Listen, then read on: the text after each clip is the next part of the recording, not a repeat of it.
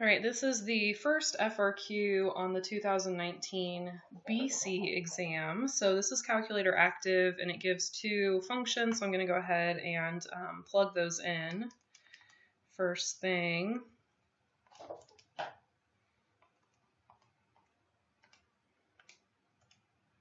And check and make sure I don't have any typos.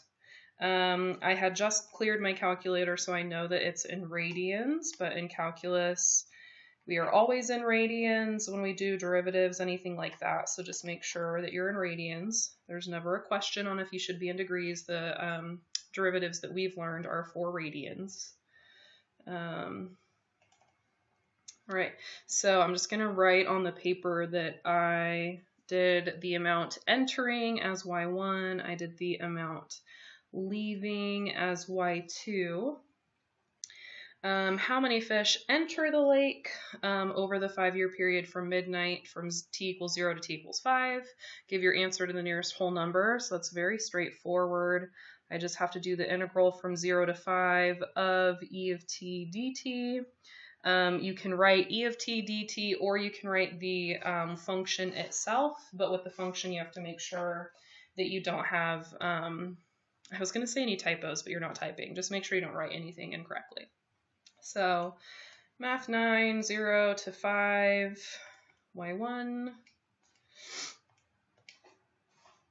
Okay, so this is approximately 153.458, which is 153 if you round to the nearest whole number, like they asked. So that's it for part A. Part B asks for the average value, or the average number of fish that leave the lake over the 5-year period from 0 to 5. So that's the average value of the fish leaving. So we got 1 over 5 minus 0, 0 to 5, L of t dt. So 1/5.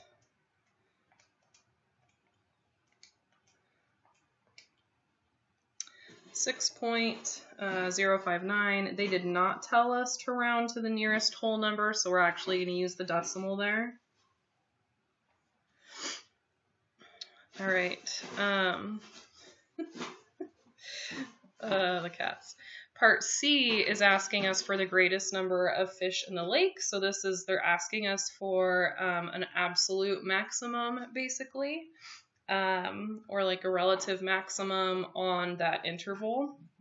And so what I did, I actually did this problem wrong at first because I was like, oh, since we're looking for a maximum, I need to take the derivative. And I knew that the amount of fish in the lake would be the number entering the lake minus the number exiting the lake or getting out of the lake, leaving the lake. And so I knew that this was going to help me figure out the number of fish.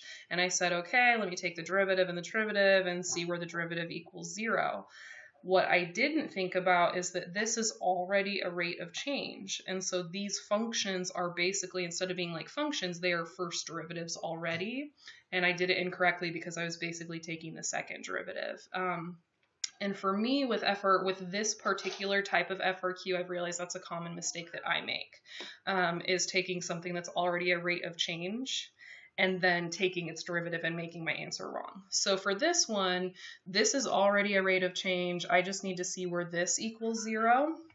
And so what I'm going to go ahead and do real quick is I'm just going to make my window the right size. So they want us to look from 0 to 8. So I'm going to say 0 to 8 for my x min and my x max. And then if I hit zoom 0, we'll take the domain that I've plugged into the calculator and it will give you a range of values for y that makes sense for that domain. And so I don't always think that window is perfect, but it's a good place to start. So there is the graph of e of t, and then here's the graph of L of t.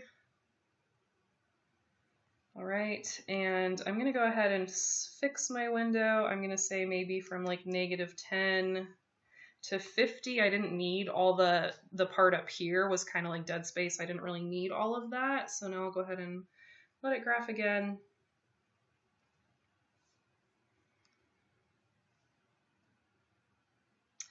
And so what I want to do is I want to find E of t minus L of t, and I want to see where that equals 0, which is, you know, right here. So I can find the intersection of those, or if you literally want to graph E of t minus L of t, like if you didn't think through like, oh, that means that the two things are equal to each other, then you can do E of t minus L of t, and you can actually graph that as another function.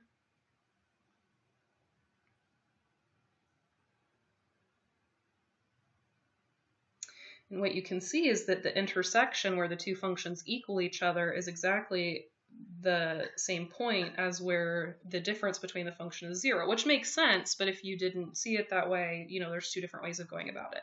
So I'm going to go ahead and delete that for now. I'm just going to let it be what it is, and I'll look for that intersection. And then from there, then I'll go ahead and do a sign chart and make sure that it's going from increasing to decreasing there to verify that it's a maximum, because we do have to justify our answer, so we do have to do that piece of it. So second trace, number 5, find the intersection.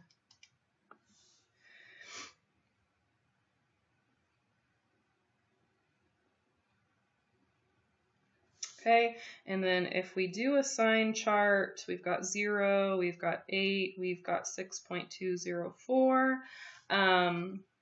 So this value here, if I look at it, this is top minus bottom, right? This is the amount going in minus the amount going out. On the left side, that's a positive value. And then over here, it's L of t minus E of t. So that would be a negative value. But we can always check that. So if we want to look, if we're having a hard time seeing it that way, then we can go back and do y1 minus y2 like this. And then if I get out of that, I can say, okay, y3, a number smaller than 6, is 6.2 is 6. Okay, so that's a positive value. A number greater than 6.2, oh, that's a negative value. So you could do it that way as well if you couldn't see it on the graph visually very well.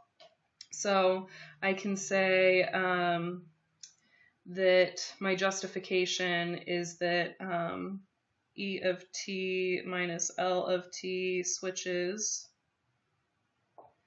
from positive to negative. So even though I didn't call it the derivative, it was still the rate of change there, and so it still kind of worked to be the same thing. Okay. Part D says, is the rate of change of the number of fish in the lake increasing or decreasing? And explain your reasoning. So if I want to know if the amount of fish coming into the lake is increasing or decreasing, E of t minus L of t is going to tell you the exact number of fish in the lake at that specific time. So if you want to know if that number is going up or down, then you need to take the derivative of that.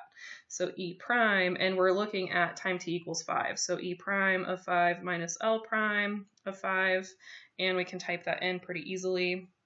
So that's going to be math 8. That's Y1 of 5 minus math 8.